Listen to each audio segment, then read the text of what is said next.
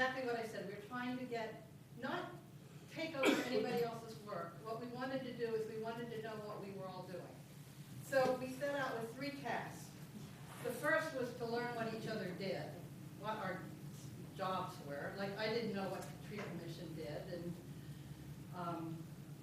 I didn't know at that time what the community advisory board did. There were lots of different groups. So we spent some time doing that. We spent some time looking at the problems we all felt we faced regarding trees. And then our final task was to determine, well, our beginning task was to try to determine what we wanted to accomplish. And at that time, we came up with 5 goals. 1, we wanted to immediately, and it didn't happen immediately, but it did happen, get the dead willow tree removed at Waterfront Park.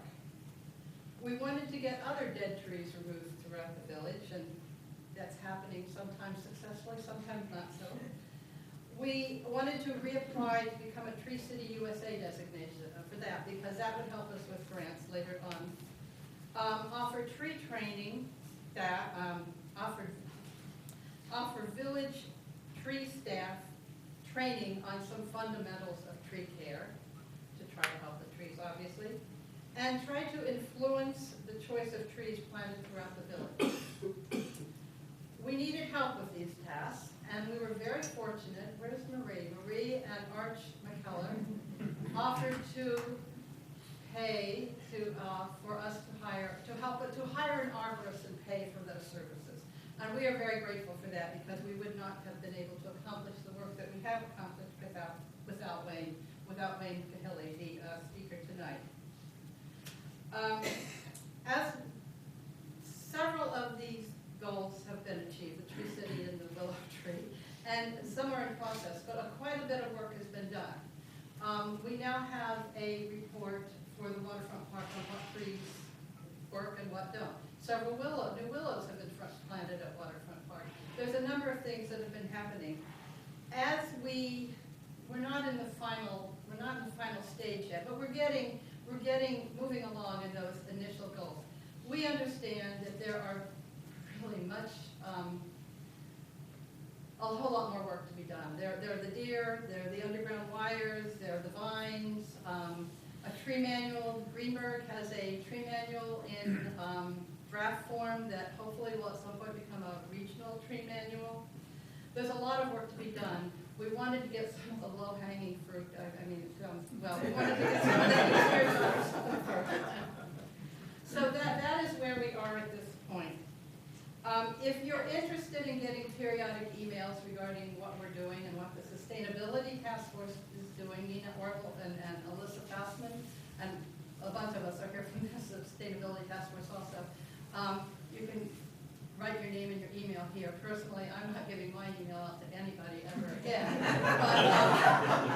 But I respect anyone who is willing to get more emails. That's a go through real fast. And before we start, though, I want to give, there's a lot of people who need thank yous. They're not going to get this, just a general thank you. But I do want to give a special thank you to our village clerk, Liz Draper. She helped with every single aspect of this presentation tonight. She's filming right now. She set up the chairs, she set up the technology, she's done everything. I hope that everybody who lives in this town gets an opportunity to work with her sometime in your while you're here. With that, I'll bring up Nancy Del Merico, who will introduce.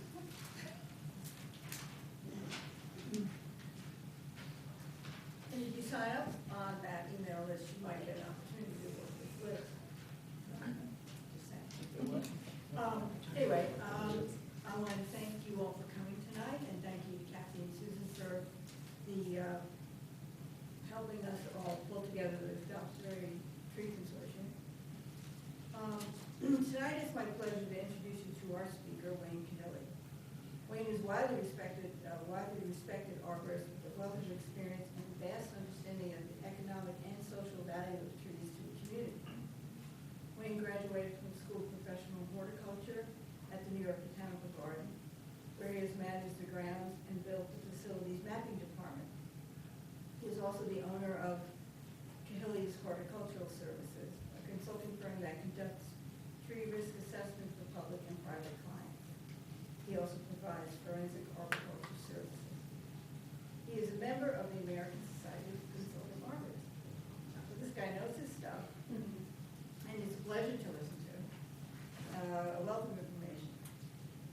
Tonight he will discuss his findings after conducting an evaluation of the trees in Dobbs Ferry. I think you'll find his professional analysis both interesting and important to our community's infrastructure and economic future. Please join me in a warm welcome to Wayne Kelly.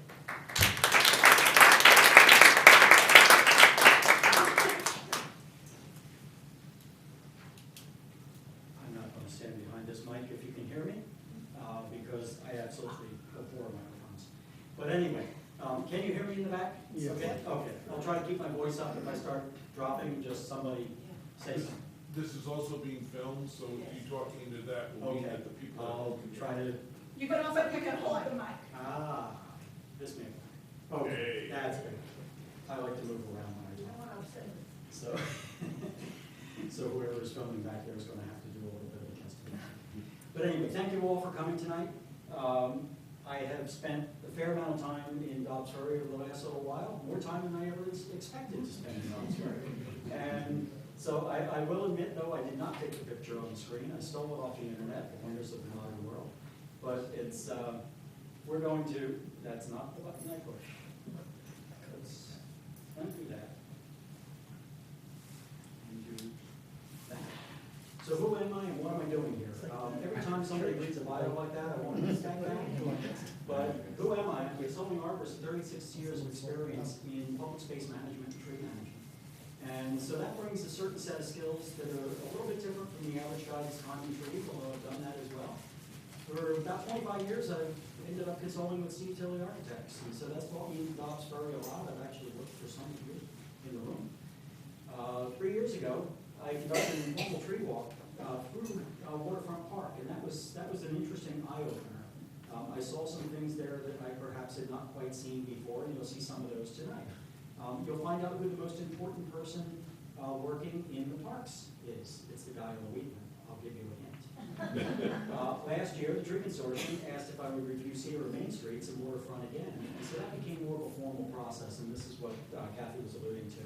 So we had an initial meeting in Town Hall with all 11 groups that represent trees in this town. This is amazing. Not only that there's that many people who are interested in trees, but if you manage to find 11 different titles for groups. We walked through Waterfront Park in midsummer, and this was kind of a maintenance walk, looking at what the summer condition was and how the care was going on, and so some of that will get fed in. Did a walk through a Cedar and Main Street back in November, and this was for, I would venture to say, a select group of people. I asked them to cap it at 15 because that's all about where I can shout when you're on the street. And then tonight's presentation with Q&A afterwards is sort of trying to bring a lot of what I've seen, what I've learned, and what I've heard together. I'm not going to have the ultimate solution. The solution comes out of you guys. And so, you have a task to do, and that is that you're the residents of this town. There's also the people that are hired, those that work for the town, those that are the elected officials. You form a team, whether it's a functional team or a dysfunctional team, has a lot to do with how you all approach one another and tackle the problem. I'm going to lay out some of the problem issues. I'm going to lay out some possible solutions, offer some ideas, but I get to go home to New Jersey with us, and you guys get to stay at Dobbs Ferry. So what are we going to cover tonight? We're going to look at some general conditions on Cedar and Main Street, some of the limitations, utility sidewalk and tree issues, of which there are myriad, and some of the opportunities. And then we're going to do the easy part. We're going to look at Waterfront Park, the general conditions, tree care, and opportunities that are presented there. So let's start with Cedar Street. It's the primary introduction to downtown. Maybe you don't think so, but I come from the north. That's the way I come into Dobbs Ferry. I sweep down Cedar Street, hit Main Street, and go on down. And so my introduction to Dobbs Ferry was, what do you have on Cedar Street? And it's, you have 2,000 linear feet of sidewalk. It's 1,000 feet long until you hit Main Street. So that's from Route 9 to Main Street. And you have 42 street trees. So that evens out to 1 every 50 feet. Now I'll tell you, several of those are dead. And one of them that I'll show you tonight is not only dead, and was dead this summer, it has Christmas lights on. Okay? There's a problem there. And I can say that because I get to go home on the other side of the river, and there's one less bridge takes me over. Main Street is the primary business district. It's twice as long as Cedar. I found that really interesting. It's about 4,000 feet of sidewalk. 51 straight trees, if I counted correctly, and I didn't get hit while I was trying to count trees and drive at the same time, and I didn't hit anybody. But I think that's 1 to 78, one tree for every 78 feet. That sounds okay, and Cedar Street does too, until you realize that some of the trees are kind of clustered together, you know, tree pit, tree pit, tree pit, tree pit, and then you have long stretches with no trees at all. And so it's really not quite as it seems in those numbers. Actually, the lower picture, which I also stole off the internet, is quite a nice photo if you can ignore the cars. So what are some of the limitations that you have on these two ways? You have sidewalks that vary from 6 to 12 feet wide. If you have a tree pit and a 6-foot sidewalk, either the people don't have much space or the tree doesn't have much space, or both. Because 6 feet's not very wide. 12 feet's not very wide when you start putting a tree pit. One of the things that really presents a tremendous challenge here in Dobbs Ferry is the fact that this town was built when people were going up and down the hill in horse and buggies and on horse. You could tie your horse up in front of somebody's, establishment, and it kind of looked out for itself. When you park your car on the side of the road, it's a physical object occupying the space, and it narrows down the street. So when cars came along, they made 2 lanes of traffic, 2 parking lanes, and that left the sidewalks being very, very small. Curbside parking on both sides, and you need door swing space over the sidewalk so you can open the door and get out. That cuts down on what your sidewalk space is for planting. Overhead wires on both sides of the street. You're going to hear a lot about this. There are 2 things that absolutely constrain the downtown as far as trees are concerned. It's the sidewalk condition and the overhead wires. Unless they're dealt with, there's really no good solution. And that's where you kind of need to begin. Is this didn't happen on your watch? It's happened over 100 years. Your telephone poles are made of cast iron. They're telegraph poles. They go back to when somebody was going That was the way in which communication happened when the first wires went up in this town. And those poles are still there on Cedar Street. I came through with my wife in the summer to look at, tree pits and photograph. And we're standing while I'm taking a picture, and she's going, clink, clink, clink. And looking up, that thing's made of iron. I've never seen one before. I'm 60 years old. I've never seen a real, honest-to-goodness antique telephone, telegraph pole. You've got a bunch of them. They could be an asset, but not right now. Don't tell them where it is, it might be gone by the morning. Conventional sidewalk construction, discrete tree pits. A little bit of biology here. And this is going to be the fastest biology lesson you ever got. Trees have leaves on top and roots on the bottom. Those roots respirate. We all learned in kindergarten that trees take in CO2 and give off oxygen. Roots take in oxygen and give off CO2 and other gases. If they don't have an environment in which they can respirate, they die. The root system of a tree is the engine that drives the whole tree. If the root system's not happy, the tree's not happy, do all you want, the tree is not going to survive. Keep that in mind, because that impacts everything that happens on Cedar Main Street because of really, really tight, constrained tree pit conditions. And you have business signs which are often blocked by tall trees. So you have competing interests. People want individuals to be able to find their business. We want trees and shady sidewalks. How do we manage these two? One of our limitations is that you have 18 feet of clearance between the sidewalk and the bottom of the wires, and that's generous. Okay? I think in some places it's closer to 14 because they've swung the wires lower. May even be lower than that. And so every time you start to bring the wires lower and lower and lower, your tree gets shorter and shorter and shorter because those fellows in the nice orange trucks that were here on Saturday come through and make sure that the wires are protected from those dangerous trees. This is what you have overhead. That was not hunted down by cruising up and down Cedar and Main Street until I found it. That was, gee, I ought to get a wire picture of what's above me.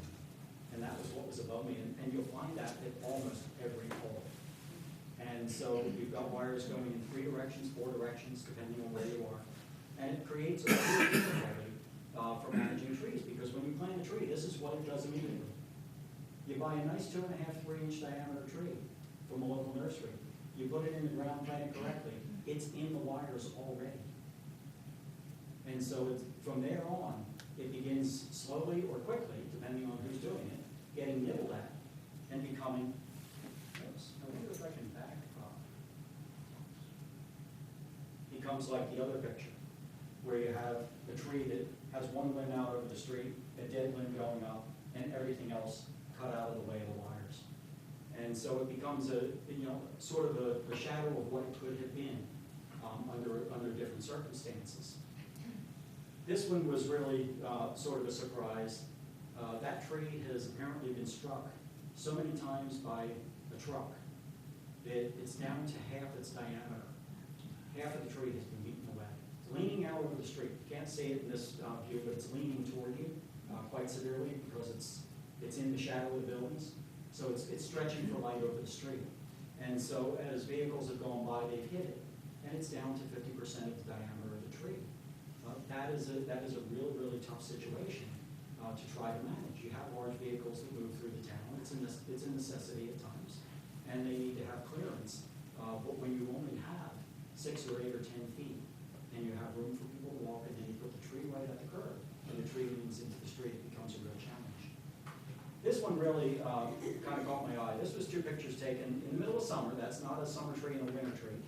The summer tree has actually succeeded in forming a reasonably good head over there on the left-hand side, and kind of clears the building a little bit. The other magic tree is magic in that it's the middle of summer and it has no leaves. That tree is now fully festooned with holiday lights. Okay. And it is still without leaves, and I'm sure next year it will still be without leaves because it is dead as the proverbial stone. Okay. One of the things that needs to go into the thinking in changing a culture, which is what we're talking about doing, it's not just changing infrastructure, but changing an attitude toward the town, is that beautification not only involves putting things in, but it involves taking care of those things that are there and cleaning up those things that should not be there. And so it's a piece of trash on the ground, bending down and picking it up and putting it in a can rather than walking by it. It's a tree that's dead in a tree pit. It's better out in an empty tree pit than a dead tree with Christmas lights. You know, those type of things begin to change an attitude. Now, I'll give you a quickie little story. I worked in New York Botanical Garden for, I think I've been there for 36 years. It's starting to seem like a long time. But we had a president who just retired. He was there for 29 years, Gregory Long. And I was grounds manager when Gregory came. And he would take us out and show us what our job was and tell us what to do because he was convinced we didn't know how to do it. And that was okay because he had a different vision for the place than the prior fellow. And we all know that it was successful. And you would see a piece of paper on the lawn. And he would have 3 or 4 vice presidents and a couple of managers out there, and we're all getting told what our jobs are. And he'd walk across the lawn, pick up a piece of paper, put it in his suit pocket, and continue on with the lecture. Never said a word about the piece of paper. But pretty soon, we cruised the place and made sure there was no paper out there before he went out there to launch the next diatribe at us. Because it was embarrassing. It also was the beginning of a change of an attitude to where we said, to this day, I cannot walk in from the parking lot to the main building and pass a piece of paper on the ground. If I get 2 steps past it, I turn around and I walk back and I pick it up. That's what you need to build in not only the residents who use the downtown, the shopkeepers have to have pride in the space in front of their shop so that they respect it, they look after it, and as well as those that are elected and hired professionals within the town. It becomes a cultural change to make a success on the grand scale. Limited rooting area surrounded by impervious surfaces. Remember those roots that need to breathe? This is a tremendous constraint to successful tree growing. This is 2 different tree pits. One is done with brick and the other one is a grate. The grates are actually not a bad idea. They do have to be either opened up as the tree gets bigger or changed out for a grate with a larger hole. There's a lot of reasons why grates work well. They kind of keep everything, except for water off of the soil, keep it from getting compacted, those kind of things, and allow for the soil to percolate, to take in moisture. There's a lot of good things that can be done also in other ways that are perhaps less expensive. This is not good. And this is what's called girdling roots, where you have roots circling in a tree pit. Girdling roots often arise from either plant material that was poorly grown in the nursery. Often it's quality stock. It's not uncommon for municipalities to buy C quality stock because it's less expensive. And so you have A quality stock, which is the top stuff. It's the first pick out of the nursery. B quality is considered one step down. C stuff is where you start getting roadside maintenance trees, where they're a little misshapen, they're a little misformed. They may not have gotten taken out of a pot and put into the field quite as soon as they should, so the root system might be a little substandard, those kind of things. Maybe they have most of the branches on one side instead of a uniform crown. When you hit the C-level trees, you're starting to get reclamation trees, true reclamation trees, the things you use on roadside reclamation are the D quality trees. So it's the next step down, but you're 2/3 of the way there when you hit the C trees. So B and C, depending on the nursery, can look a lot alike. And sometimes what ends up being the difference is how they were handled in the nursery. These are trees that either were planted too deeply, came from the nursery with a boogered up root system, or they're responding to the fact that that sidewalk tree pit, for all intents and purposes, is a pot. And this is what happens when they're in there for a long time. Take a look at the upper left picture. You'll notice the nice bricks around, filling in the space in the sidewalk up to the curb. And every square inch of the space around the trunk of that tree, between the tree trunk and the brick, is full of roots. There is no soil. That's one solid mass of roots. There is no water percolation there. Where that tree's getting its water is a mystery. Maybe because the rest is sidewalk. Now you can see there's a shaved sidewalk down the bottom here and there's a crack. So something's gotten out, sort of lifted the sidewalk some. The other one, on the right-hand side here, you'll see bricks around and you'll see some white stuff. The stuff that's on the brick is actually trash. But the white that's on the base of the tree is Ganoderma root rot. This is a relatively slow-moving root decay organism. It's common. It's not a strong pathogen, but it exploits injury to tree roots. You'll see the big callus rolls, the wound wood on the roots there, sort of circling around in a U. This is another one of those trees that has fully filled its tree pit, and every time the snow gets shoveled or scraped off the sidewalk, the roots get injured. Roots belong underground, not on top of the sidewalk. The end result is this fungus, which is not a strong pathogen, finds an avenue in, and slowly but surely will work on this until that tree either dies or falls over into the street, which is what they do. Okay, so some of the challenges. Main limitations for trees on cedar and Maine: overhead wires on both sides. Couple of options. You could relocate them to underground. That takes a monumental piece of work that involves the town, the people of the town, the hired people, the elected people, and all of the agencies that touch the town. It's not impossible. It's been done by other river towns. It can be done. It's not cheap, but it's the best of the solutions. Another solution, one that I've seen done in the town south of me in New Jersey: move the wires to the back of the buildings. So the wires run between buildings and feed from the back rather than from Main Street. Or That's a good idea. try to relocate them to one side of the street, so at least you have one side you can grow something on. You know, there are a number, and there's probably 5 or 6 more. You know, you get the brain trust together, and ideas start flowing. There's probably a number of other ideas that could work as well. Limited rooting environment, impervious sidewalks, rebuild piece by piece, bite the bullet, and rebuild the whole downtown. If you're going to put the wires under street, you're taking up the sidewalks anyway. So maybe there's an opportunity there to do 2 things at once: create a better rooting environment under the sidewalk, a better walking environment on the sidewalk, and get the wires out of the way at the same time. Create bump outs. Sacrifice a parking space or 2.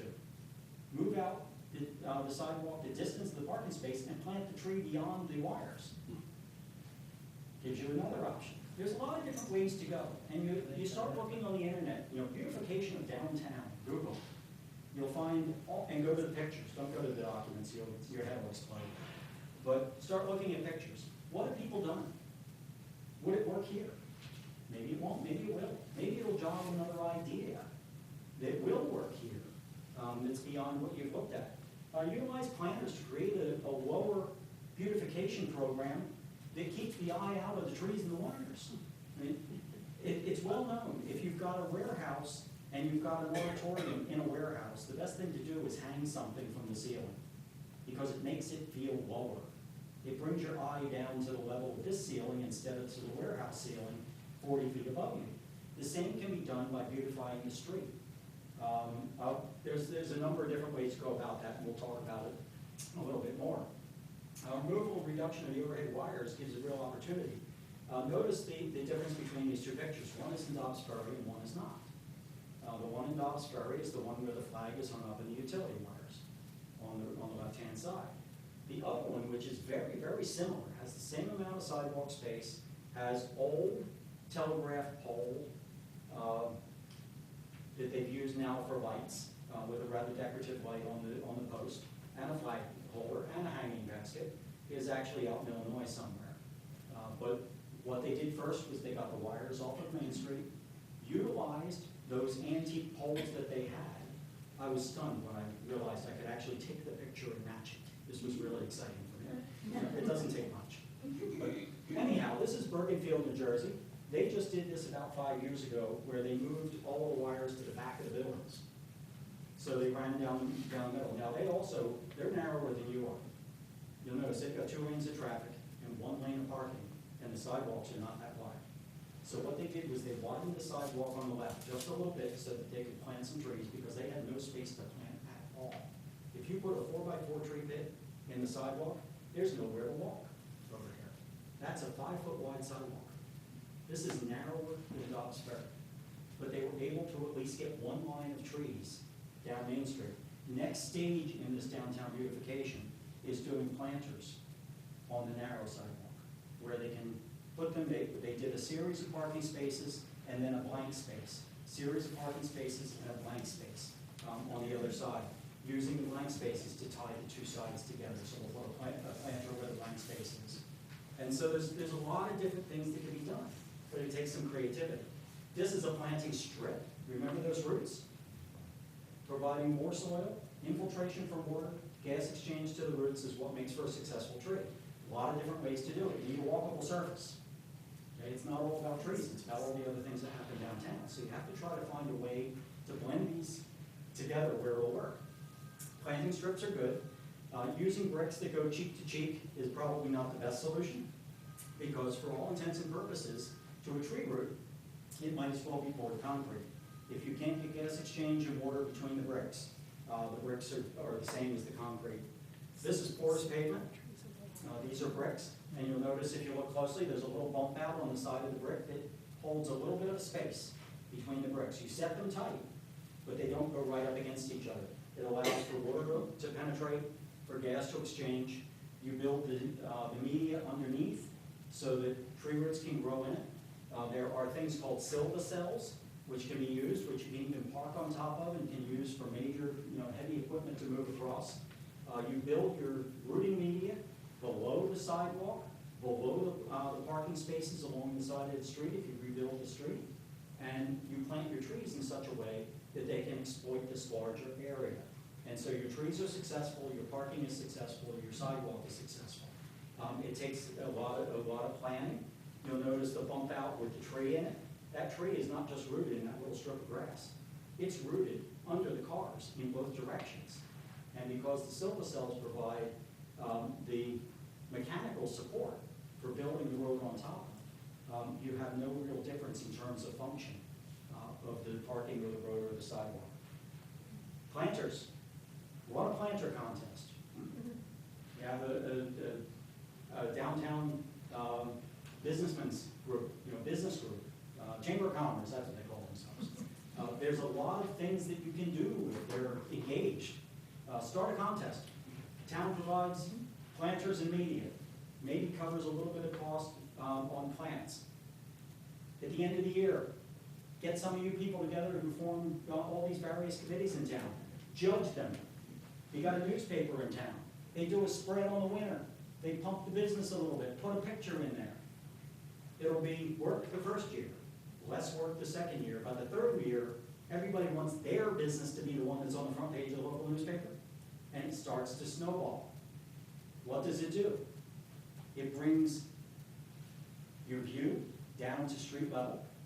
It beautifies the walking environment. When you're walking through, you're seeing flowers instead of trash bags next to the tree pits, which is what I saw in November, walking through with folks. If you walk out of your business front door and you drop your trash by the tree pit, it doesn't say a whole lot about what your view of that sidewalk is as a business. That affects who goes into your business. So these things they take education. Everything that makes change involves education. But, okay, so what can we do? Reduce overhead wires, that's job one. As long as those wires are up there, you're limited to 12 feet? Something between 12 and 18 feet. And then the guys from Asplund are going to come by and they're going to behead your trees. Because they have a mandate, they're not evil, some of them. But their job is to do their job, okay? Modify the sidewalks, make a hospitable rooting zone. As long as you have 3x3 tree pits that are like pots, you're going to have trees that act like they're still growing in a pot. They're never going to succeed. You're not going to have beautiful trees that are disease resistant, insect resistant, provide good shade, don't drop dead wood on your cars, because that's what trees in pots do, is they do all those nasty things. Plant selection is important, but watering is more important. Those trees that are dead on cedar mostly died of drought. This was the wettest summer we've had on record. They died of drought. Think about that. Life on a sidewalk is not easy. A lot of reflected heat. Implement a tree care training program, or utilize one that already exists. There are organizations out there that teach people how to take care of trees. But the ones that are on Cedar Main Street are pretty much limited to the utility company. You can't mess around wires. In order to work near energized conductors, you need to be a certified line clearance tree trimmer. So what we're talking about when we talk about working on trees with municipal personnel, we're talking about Waterfront Park. Other trees in town that are easy to be worked on. Adopt the street tree program. If you get a new tree planted in front of your business, work with the local business owner. You know, if DPW can't water on Friday because there's a water main break and they're all digging a hole in the street somewhere, then would the shop owner be willing to step in and water the tree so that it isn't dead on Monday? You know, it's simple things. It's not huge things, but it takes a lot of people being involved. Municipal planter contest. I think there's a lot of opportunity here for those kind of things where you get people involved, people interested in beautifying their own town, their own little piece of the town, the own 50 feet in front of their store of the town. It doesn't have to be the whole town. It just has to be a little piece at a time. Let's do Waterfront Park. That's the easy one. Okay. What do you have down at Waterfront Park? You got a lot of wind, possible flooding when you get, everything rolls up the coast and then you get a full moon to go with it. Soil's generally pretty tough. It's some pretty rough soil down there. The older trees require periodic inspection and maintenance, and this is something that just needs to become kind of a thought and a budget item at the same time. You need to think of it as the municipal managers do, but they also need to have it as a budget item. You run into some things. These are some of the sort of middle-aged trees. I call these the teenagers. Okay, they're not the newly planted trees, but they've been there for a few years. And some of them have what I would refer to as poor architecture. They have all the branches coming out from one place. What happens then in time is one squeezes the other off, and you end up with half a tree. This is down in Waterfront. Okay? That's a tree that has no future. Okay? It's becoming increasingly a hazard the longer it stands there because more and more trees growing on top of an increasingly weakening foundation. And so in time, that tree gets taken out. Dead wood over paths. It's just something that once a year, once every other year, somebody needs to go through and do some maintenance on the larger trees to make sure that that kind of item has been attended to. It's not a big thing, it's not a big ticket item, but it's something that needs to be done. And somebody needs to be aware of it and make it their job. So this comes down to DPW, it comes down to parks, it comes down to you guys as the eyes and ears of the town. let's face it, if you're the guy that's running DPW, you're probably not seeing everything that needs to be seen. But out of 50 people in this room, you probably do see everything. He doesn't necessarily perhaps want to hear from you all, but there ought to be built into the town system a means that when something is seen, it can be communicated and put into the pipeline. That doesn't mean that his cell phone, who was it didn't want their email address ever given out again? Kathy? Okay. I'm sure the guy from DPW doesn't either. Okay, so you need to work out some of those things so that there is a clear line of communication. There's a way for somebody to get back to you if there's a question about what you saw. I mean, all of us are not clear speakers. You know, if you all leave here tonight knowing what I talked about, you're amazing. It ain't me. Okay, I can make a muddle out of a lot of stuff. But when you call up the DPW and you leave a message, have you ever played the game of telephone? It sometimes changes. And then it goes through 2 more people, and it finally gets to the person that needs to do the job. And where was that tree? In Hastings, I'm sure, because it doesn't sound like any place in Dobbs Ferry. There needs to be a way to codify that information so that it's communicated clearly. Sometimes trees look really, really great on the outside, and you go one step further and you start to get a little bit concerned. We were walking through in the summer, just sort of a maintenance walkthrough. I thumped the trunk of this tree with an 8-ounce mallet. And I said, doesn't sound quite like it should for a black locust. And then I saw a carpenter ant walk by. And he walked by, and he made a round into my toe, and he went into the tree. So I came back later on by myself, a little bit of time to think. I tomographed it. This machine is essentially a CAT scan for trees. Okay? It uses sound waves to image the inside of the tree. It uses the colors of the stoplight, so it's intuitive. Green is good, yellow is not so good, red is bad, purple is no sound came back. Okay, nothing. On my laptop screen is the interior of the tree. Up at the top of the tree was a little adventure I did yesterday as I ran down there with a machine called a resistograph, which is a smart drill. And you'll see on the little brown bar on the left-hand side of the upper image, you'll see bark. And then there's a little dip that goes right to the bottom. That's where the cambium is. That's the portion that's the phloem, the downward conducting vascular tissue, and the cambium, which is where cells divide. And then the little staccato thing that looks like dinosaur teeth is the live wood. And each one of those little peaks is an annual ring. And if you count on the bottom, you can't really see it from where you are, there's 3 inches of live wood. This ends at 19 inches. I didn't reach the other side. It's a big, big tree. But everything that's flatlining there is a hollow. That drilling was taken from here, going through the center. That tree is sitting in a triangle of sidewalk, pointing down, lengthwise down the sidewalk at a park bench. Okay? This is the type of thing that in municipal tree management is one of the types of things that needs to be thought about, is how do you manage risk? Big trees do things. They drop things, they fall down. You know, this isn't going to fall down while everybody's standing out there on a sunny day, but if you've got a pretty good wind coming off the water, there's risk. And so that needs to be managed. Okay, the most important person working in the town of Dobbs Ferry is the kid on the weed whip. I have never in my life, and no joke, no kidding aside, I have never in my life seen so many trees so thoroughly damaged by a weed whip in one place in my life. Take a look at the tree by the bathroom building down in Waterfront Park. You'll notice the trunk goes down about 3 or 4 inches from the ground. It gets narrower. Tree trunks don't do that. They have an outward sweep. They get wider at the ground. Not when they've been beaten down to the point where the wood is showing all the way around. And that's not the only one. The one up above, this one here, you'll see the scars. Now, lemon pine trees and sycamores are tough customers. It's beaten the guy with the weed. It's winning. But that's not a good situation. All kinds of problems set up there for the future. There are ways around it. Okay? Some of them take work, some of them take money, some of them take forethought. Mulch is a good thing.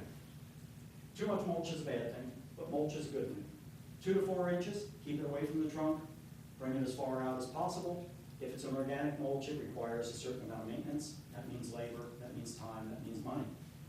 The stuff that's over here that looks like it is, some sort of a vitamin with a tree growing out of it that's cut into the lawn is kind of that. It's a cocoa fiber mat. It's meant to do the same thing. It's biodegradable, it allows water to percolate through. It costs you about $6, and it gives you the same function without having to come back and fix it. You don't have to weed it. So there's ways around that. The 3 things on the bottom are just options. They are things that you can put around the trunk to keep that kid with a weed whip from taking the bark off because he hits plastic before he hits bark. And so even though he's going to go all the way around the tree because that's what he likes to do, and that's what he was taught to do maybe. Maybe he wasn't taught anything at all. We don't know. Okay, I'm from out of town. You tell me if you know this kid, if he lives in your house.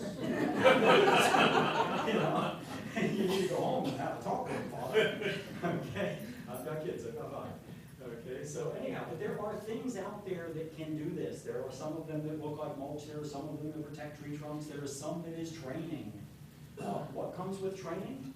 A certain amount of follow-up. So if you're going to train somebody how to use a weed whip carefully around a tree, somebody needs to follow up and make sure that that in fact has been done and done well. Watering. Okay, watering is the single most important thing in tree care, period. Research has shown that if you plant a tree and you plant it well and you water it well for the first year, it will most likely survive. If you don't water it well for the first year and you water it well for the second year, there's no guarantee it'll still survive. That first year is critical. There's a lot of different ways. This is just 2 options. You can actually water, or you can use things like a gator bag. Gator bags, incidentally, only work if you put water in them. You drive along the parkways and stuff, and there's all these shrunken gator bags. Okay, I actually stopped after watching one for about a year and a half. I needed one for class to use as an example. So I stopped, pulled off into tiger stripes, got out, unzipped it off the tree, threw it in the back of my car, and drove off. Nobody cared. It had been there for a year, not being used. And then these donut sort of things that looks like a life preserver on the ground. Also, weeds watered down and it's just lower profile, a little less showy. Training opportunities, selecting plants. Good plant selection is the start. Good planting practices is the next step. Good maintenance practices is the next step. Those 3 things in a row lead you to a successful tree planting. Formative pruning should be minimal if the plants were grown well, if they were selected well. Usually they come from the nursery in pretty good shape, and you don't really want to start pruning until they've been in the ground for about a year. But there is some opportunity there for teaching things like aftercare, plant selection. These are the sort of things that shouldn't be left to, gee, what's on sale at the nursery today? It should be part of a plan so that the downtown beautification is something that's actually intentional. I think a lot of what you have right now on Cedar and Main Street in particular is what happened. And some of it is recent, particularly on Cedar Street. A lot of Main Street has been planted in what it has for a long time. They're not young trees. But this is not the first generation. Those wires have been there since the telegraph days.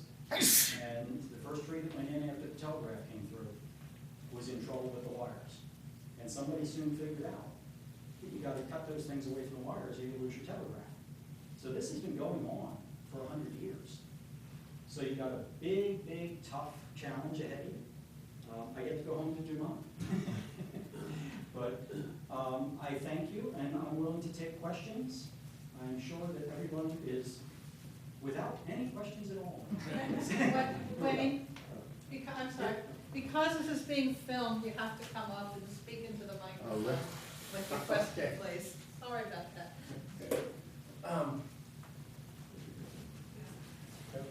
Sure. Thank you, Wayne. I have a question for you about the height of the trees. I'm sorry, the wires. Before I went to this meeting, I went and I measured the wire height on Cedar Street because I wanted to ask you this question. Mm-hmm. Have you ever heard of a situation in which the lower wires or the wires were raised to create a larger distance from the ground to the first set of wires? In answer to your question about the height of wires and whether they can be raised, wires are generally on a pole in order.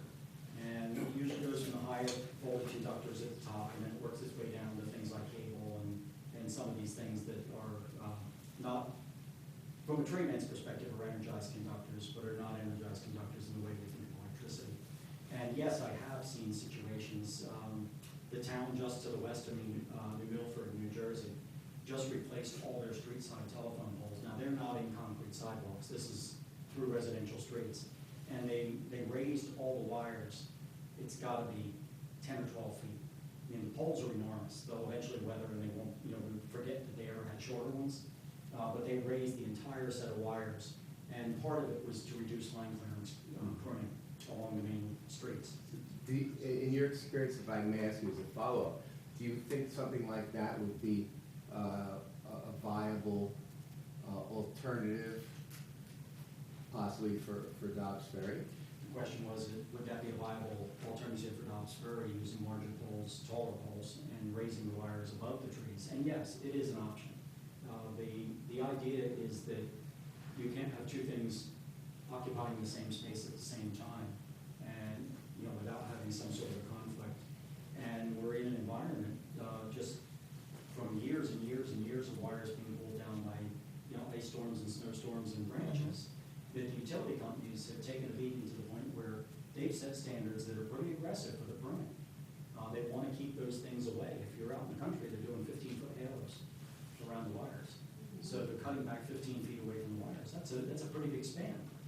But, in town, in spite of what they did out front on Saturday, they were actually pretty gentle for Asplund. Okay? That was not Asplund at its best. Okay? Now, Asplund is a line clearing street company. They do a particular set of tasks, and they do it for miles and miles and miles of roadside. So I'm not ragging on Asplund. They do their job well. But they did sort of do the light version as they came through town here.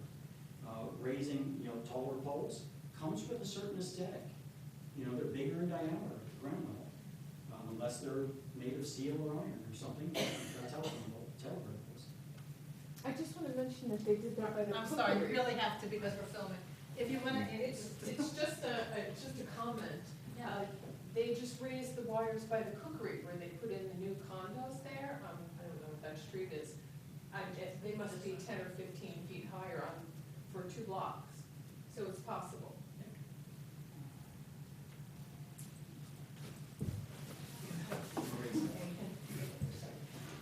Now, a lot of the trees that were planted by the county 3 years ago at Waterfront Park have died through all the reasons you mentioned. There are a few that are still alive, but those are terribly weed-whipped, as you mentioned. Can they be saved if we put something around the base of them? A lot of that's going to be determined by the tree itself. The one component that we can't control is genetics. And so the trick to answering that question is, do we weed whip them again this year, or do we do something different? So if we put something around the base, that's one step. If we mulch, pull the grass away and mulch, that's another step. Pretty soon, there's no reason for them to go through another tough year because there's nobody getting close to them. The mower's not getting close. Incidentally, even with trunk guards directly around the trunk, a bump with a mower still does the damage to the bark beyond. So I leaned on the weed whip guy because he's the obvious one, but there's a number of steps that need to be undertaken. It's the whole concept of machinery up against tree trunks is bad. And so each aspect of maintenance needs to be looked at as to how do we avoid doing a bad thing so the trees succeed. Hi, my name is Vicki. I was one of the people that helped draft the original tree law here. And at the time I was a trustee, you might not agree with my choice, but the double blossom cherry trees on the corner of Cedar and Main, that's because the Department of Transportation was redoing that corner and wanted to put just some plane trees. And I said, no, put some trees so there's color and so that was because of me. And also, I planted the first tree down at Willow Point Park besides the big tree. When my second husband died, I had that tree planted in honor of my mother and father because I knew that trees get old, but that we needed more trees if it was still going to be Willow Park.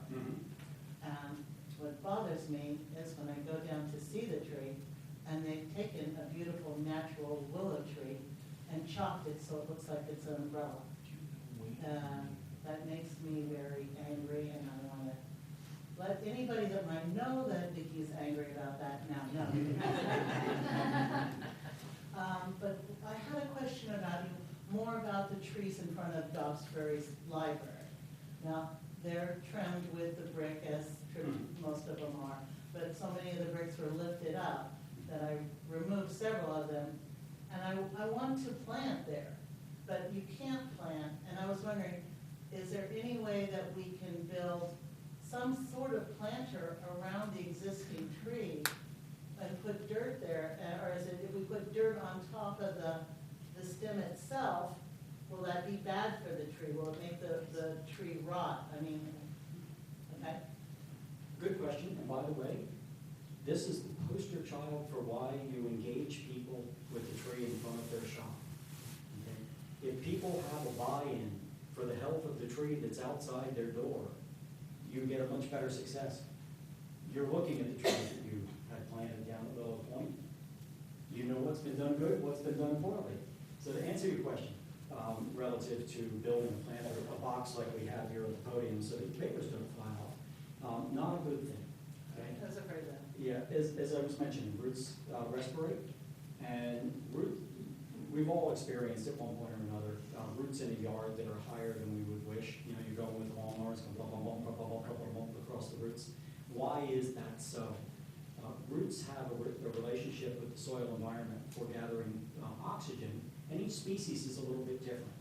And so some species have a rapid gas exchange rate with the soil environment, others have a slower rate. Those that have a slower rate tend to be floodplain species. You know, there's no difference between a flooded soil, a saturated soil, and a compacted soil to a tree root. It's a low oxygen environment. So the trees that survive there are the ones that can survive a low oxygen environment.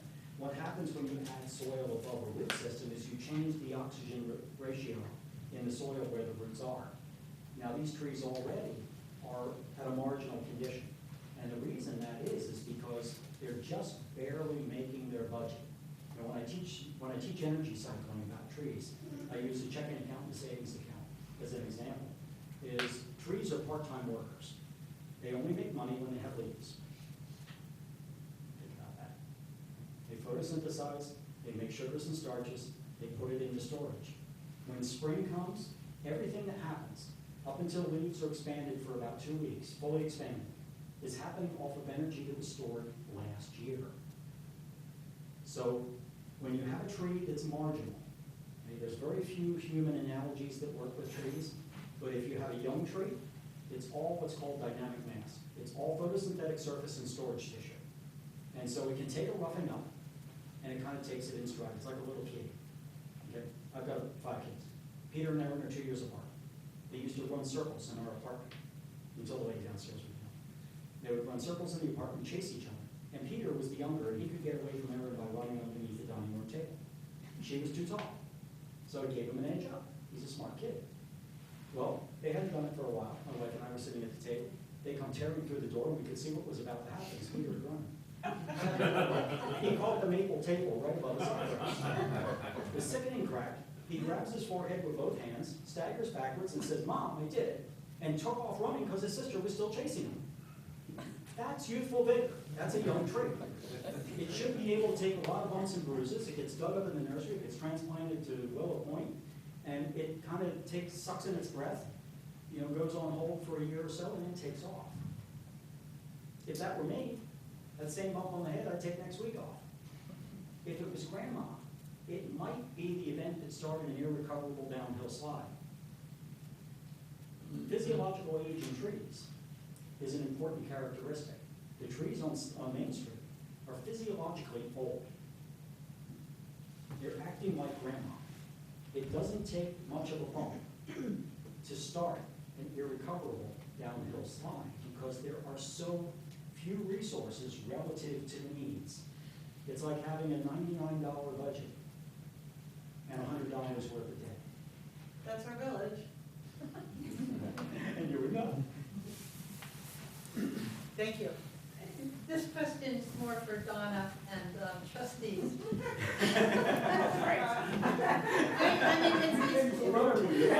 this.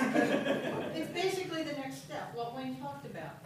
How do we, the village, first of all, I want to say the village of Duxbury has been extremely cooperative in working with the tree consortium and encouraging. How do we get to that next step of forming some kind of an advisory group that can work with the village to figure out a way to stop the weed whacking? I mean, we'll never stop weed whacking, but to put guards. How do we put into practice exactly what Wayne said, some of the easy things to begin with, and then build up? We all circle, but how do we actually make it happen? Sorry to put you on the spot. Come on up. I think what we could do. There you go.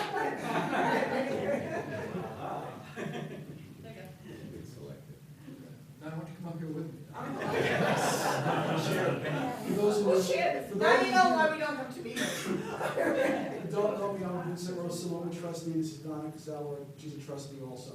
So I think we learned a lot, and I think the simple things are, it's more of an education thing really with DPW, and I think if we get the village administrator to meet with the head of DPW, Steve, and his workers, then we can train them. I think the mat, you have that mulch mat there, that seems like it's an inexpensive device that we can put out there to keep the kids and the lawn mowers away from hitting the trees. That would, I think that's a good start. I think also maybe putting some things around the trees, really a good start that I think we could approach and something concrete that we could do. The bigger issues are what to do about those wires, and I think it's a tremendous project. I don't know, maybe behind the buildings, maybe that's something that we could take a look at also, or, you know, something we have to, maybe have a committee to look at. Anything else you want to add? I know, I think the tree consortium and the waterfront committee has been talking to a lot of people, the DPW and to Charlene, our village administrator. And I think the idea is just to stay on top of them. I think the tree consortium is a great group that can be the advocates for it, to give, and I think you already have, you've given a list of things for the village to do. Have you not? Yeah. Yeah, because I've seen them. Will point. But I do think that certainly, you know, Vinnie and I can make sure, or to talk to Charlene, or I will too, because I'm the liaison to this committee It anyway. seems like, I think it seems like it's time to go on to the next step Right. of figuring out how we can getting work it together. done. Yes, Right, yes, exactly. it's actually getting it done, and I Yeah. think that's gonna involve the DPW, the village administrator, and representatives from this committee. Because I personally, it's not a promise, but it's an easy thing to put mulch around the trees, keep it from being weed whacked. I mean, duh. That's pretty simple. You know, it doesn't take much, even if hey, and if for some reason the DPW can't do it for staffing or whatever, we've got a room full of people. All you have to do is come out some Saturday or Sunday. We have the mulch, we have the tools, and people can do it. I mean, you know, you don't need an expert out there putting mulch around the tree. So I think that's the idea too, is to get people energized. And a lot of the impetus has to come from residents, because as Vicki mentioned, you know, we have the, you know, $99 budget with $100 debt. So we need as much help and input as we can get. So I think, you know, that's some of it too, is that sometimes people don't see everything. And I think, but maybe one of the things you could do is prioritize. Because if you hit a village with everything at once, they're gonna be overwhelmed. They go, oh, we can't do that, we don't have the budget. So prioritize one thing at a time. What's the simplest, easiest thing to do? And just focus on that. You know, and the wires, I think there's a meeting on the February 6th. Yeah, February 6th. February 6th with Con Ed, yeah. Before Helena asks her question. I mean, our goal always has been to help to save the trees, Right. but to also to help the village save money. Unfortunately, sometimes in order to do that, you have to spend a bit more at the, and that's hard for municipalities. Right, exactly. Yeah. Well, we can talk, but I know we're about to begin the budgeting process, but I think we do have a tree line this year. I think we did. We had to for the. Yeah, to become a tree city, we did do that, so we'll just have to make sure that that's spent on trees. Helena's behind. You still need us? Don't go home. Just thank you for this, and just thinking about prioritizing and what we'll start with, I believe at one point wasn't there discussion about creating a video for training that then could be used for residents, for personnel Probably and so Google. on. So I don't know how much that would cost, but that seems like it might be a way also to, that could be used when new staff come on and so on. I'm also just wondering about the economics of having village staff do the tree maintenance versus hiring a company that specializes in tree maintenance to do this. I don't know the answer, it's more just a question at this point. And then finally, on the mulching, and this could perhaps be part of a video, but am I correct in understanding that the larger the tree and the wider the branch span, the wider the mulch area should be, because it's also linked to the roots span? And so, just thinking about the waterfront park where there's a nice grassy lawn that people sit on to listen to music and so on, but sort of envisioning lots of mulch being taken away from the grass that people might object to. Obviously, there's a lot of different uses that go into a place like that, so they all need to be balanced. And I would say the measured response would be to mulch the young trees that are the ones that are most vulnerable. Those with the thinnest bark, it's most easily damaged. They're also the ones that are the greatest deficit for roots that need the most help to get established because they were transplanted either out of a container or out of a nursery. And if you transplant from a nursery, you leave anywhere from 70 to 90% of the roots behind. And so, there's an initial setback for the plant that it needs to reestablish that balance of root-shoot relationship. And, this is really encouraging to me. The tendency is when you live in a place to become blind to the things around you, and yet we've got a room with like 50 people out here that are all interested in trying to improve the situation. That's really cool. But, the easy things, mulch is easy. It's relatively lightweight. It moves easily in a wheelbarrow. 2 to 4 inches does the job, usually lasts a season, so you don't have to be back there, every week like you are with a weed whip. There's a little bit of preliminary work to get the grass away from the tree initially. But then you're pretty good to go with a minimal amount of maintenance. There's a little weeding maybe as follow-up. But the payback is huge. You spend $400, $500, $600 to put a tree down, maybe more. If you're doing it, you're having, a commercial outfit plant, you may be paying $1,200 to have a tree planted.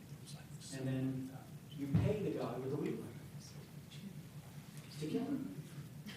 You think about this. It doesn't take a lot to realize that some change in that metric needs to occur. And that's part of protecting the village budget. Because when you replace a tree 3 times, you've now spent enough money that you could have hired that kid for the summer to do something else. And you still don't have a tree. Send him to college. Send them to college. Did you have? I want, Is it going to yell at us? yeah, that's true. Have you ever seen any villages or towns where the towns have required that the building owners be responsible for parts of maintenance of the trees in front of their own buildings? Has that ever seen anything that's worked or seen that before? I haven't, although I've seen ordinances and such that require maintenance of the sidewalk. So getting leaves up, getting fruit up, that kind of thing if it falls. But in terms of maintenance of the tree, I don't think so. I think where they draw the line is everybody knows how to use a broom and a snow shovel. Not everybody knows how to care for a tree. So to mandate that on on somebody, you also then have to provide, you know, the means of knowledge, the means to knowledge. So I haven't seen it go that far, but I've seen, you know, the basic maintenance of a sidewalk situation. You know, speaking of things that you don't see, you know, I've mentioned some stuff, you know, I saw the trash bags by the tree pits and this kind of thing. If that's a routine thing that happens here, people become blind to it. And I got a real wake-up call one day. I was setting up my surveying equipment at the botanical garden, and of course, you know, we pride ourselves on everything, you know, every blade of grass being straight up and down. And, you know, so this fellow walks up to me, it was when the daffodils were blooming, and we've been planting daffodils like mad for a couple of years. And this fellow walks up to me, and he looks like he just walked out of a British sitcom. He's got a beret, he's got a tweed jacket on, he's got about a $5,000 Canon camera. Now, I'm a photographer, so I zeroed right in on the camera to see what he was carrying.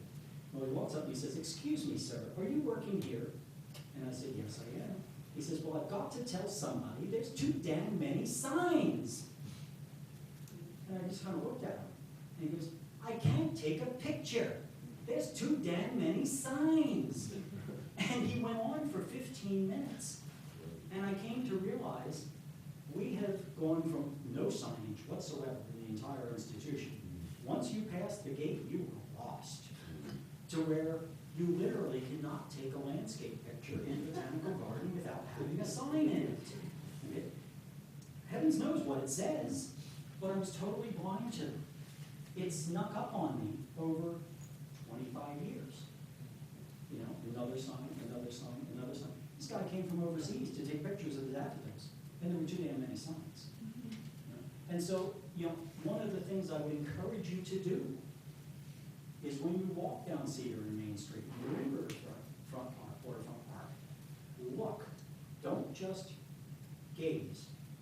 See what's there. You know, I teach photography. One of the key ingredients to taking a good photograph, a good landscape photograph, a good flower photograph, is everything in your frame either contributes or detracts. That's the same in your view. You know, 52 degrees is what the human eye see. Everything that you see in front of you in the landscape is either contributing or it's detracting. Learn to see the things that can be changed that are distracting. And they're the things that they're the easy things to begin working on. The dead tree, the piece of trash on the lawn. You know, look at the trash cans. We need trash cans. Are they good-looking trash cans that you would be pleased to have in your park? If not, maybe it needs to be something on the line down 3, 4, 5 years to change out. You know what? I didn't realize you guys were on the council. One of the good things about coming in here blind and only knowing, like, you know, Steve and Elizabeth, is that I don't know whose toes I'm stepping on. And I get to go home at the end of the night in another state. And I'm not leaving a forwarding address. But no, but you know, those kind of little things, I would encourage you. I mean, most people look, but few people see. And it's about seeing. You know, if you really carefully look at the town, you know, each as a series of vignettes. What's in front of you at this moment? What do you see? What could be improved? Those are the things that other people see too. And one of the things that leads to a vibrant downtown is that when people come in, they say, "Oh wow," not "Oh wow." Okay. Christmas lights on a dead tree. Oh wow. I couldn't believe it was still there. I wouldn't either. I want to ask about the compacted soils, and what can we do with that? If we put mulch over it and it's already compacted, and then is there, other than falling out the tree? There's a couple of things that can be done. It goes into the realm of getting professionals in and spending money. There's a machine called an air spade. It's really a high-pressure air jet is really all it is. Breaks up the monolithic character of soil. Can be used in existing tree root systems by doing sort of a wagon wheel spoke pattern, and then a year or two later, doing it again in between. And it breaks up the monolithic condition of the soil, allows for water infiltration, allows for some gas exchange in the root system. Often involves backfilling those trenches to some extent, excuse me, with a modification of the soil that's there, because if the soil is already severely damaged, it's hard to work with severely damaged soil unless you modify it some. Two aspects of soil, just, here's your soil science lesson for the evening. Okay. You'll hear terms called soil texture, and it's been a long day. Pumping trees and texture ridge all day long, doing risk assessment. Anyway, there's two characteristics of soil. Soil texture is what makes up, and soil structure. Soil texture is the relative percentages of sand, silt, and clay that make up your soil. There are three components that make up the mineral side of soil. So the relative percentages of sand, silt, and clay are the soil texture side. The soil structure side is how they're arranged. So you can have a soil that is ideal for the species of tree you're growing from a soil texture standpoint. But if it's pounded as tight as the sidewalk, the structure has been destroyed. And so you've got to balance those two. You need a soil that's hospitable to the plant in terms of its texture, its sand, silt, and clay content, and the ratios thereof. But it has to be able to exchange gas and allow water to infiltrate. A soil that's open and allows for percolation, what happens when it rains is the soil, all the pore space in the soil fills with water, and that squeezes out all the atmospheric gas. And then gravity pulls that water down. When gravity can no longer pull water out of the soil, it's said to be at field capacity. It's the maximum that soil can hold water at that condition under the pull of gravity. As the water gets pulled down by gravity, what comes in is atmospheric gas and fills the pore space that's opened up as water drains away. That's how soil replenishes the oxygen that roots use. So that process needs to be able to happen for tree roots to survive in the soil. When it rains, the water needs to percolate, and as it drains down, it needs to be open enough to allow oxygen to move back into the soil. That also, at the same time, flushes out some of the gases that are the byproducts of just biology. There's lots of things living in the soil that give off gases. So when the water floods through and drains down, it flushes all those out and renews the soil. And so porosity and percolation are two really, really important concepts. I tell horticulture students when I teach tree management that everything you learn in horticulture school comes back to roots and soil and the relationship between them. If you don't understand the root-soil relationship, you go through your life as a horticulturist a very perplexed person. Because things happen and you don't know why. It all comes down to roots and soil, because the roots are the engine that drive the plant. If the roots aren't happy, the plant's not happy. Which is why, what's above ground is important, but what's below ground is more important. Let's take, two more questions? Okay, two One, more. two. Here's one. Actually, it isn't a question. I just wanted to share with you that I'm from Tarrytown and I came deliberately to learn from you tonight. And I want to thank you, you 11 groups that got together, and we appreciate very much that you let us know you were doing this, and we're out to imitate you, so thank you very much. One more. And then I have one question for you. You may have asked this question a little late, but, or answered it. When you did your walkthrough of the Cedar and Waterfront Park, did you prioritize what you felt was like, needs to come down, mulch might help it, in terms of the trees? Because maybe if we had that list of trees that you identified, how would we want to identify them? And that could be a starting point for us to address those problems. If a tree is dead, let's take it down, period. I mean, we don't want a Central Park issue. Okay, in terms of Waterfront Park, with the informal group that I walked through with in July, yes, we did do that. And there were a number of trees that were put on the list, and the village is aware of those, including the locust that I drilled yesterday. And I'm sure that'll get taken care of in time. Kendra was in the meeting in the spring when we first met in March. So, she and I hit it off really, really well, and we've been back and forth actually with some emails. And as far as Cedar and Main Street, I didn't do anything in the way of prioritization on that. That was sort of a rolling road show running by stream of consciousness as we came upon things, and, which is what happens when you walk down the street. It's really hard to organize the street, okay, so that the things happen in the right order.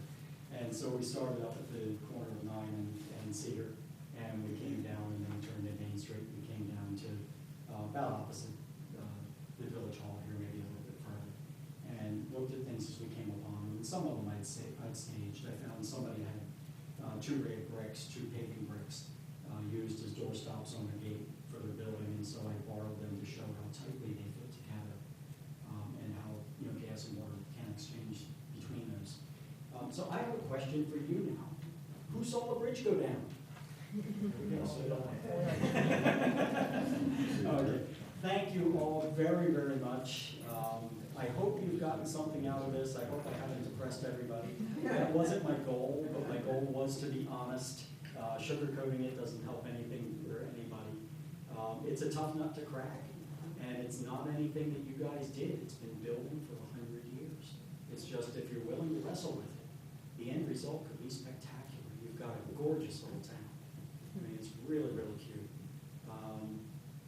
These river towns are fabulous. I was, I met my wife at a summer camp over on the Delaware River, and we were just south of the town of Frenchtown. And Frenchtown was a worn out, tired out, really ugly, dying town. And I don't know what happened in the years that I lived in Ohio and when I was, studying horticulture, but when I had kids and we decided to take them back to that same summer camp, we drove into town and looked at each other and said, what happened? Complete revitalization of downtown. It was little things. Some of it was paving, some of it was just cleaning up, making things like storefronts with some degree of uniformity. So there was somebody, decided, that this was going to be the general look of the town. They had a railroad that had gone through it, had been abandoned, it was full of wheat trees. They took it out and turned it into a rail trail. Somebody opened a bicycle concession. Okay? Frenchtown was a destination. Happened in a matter of maybe 15 years.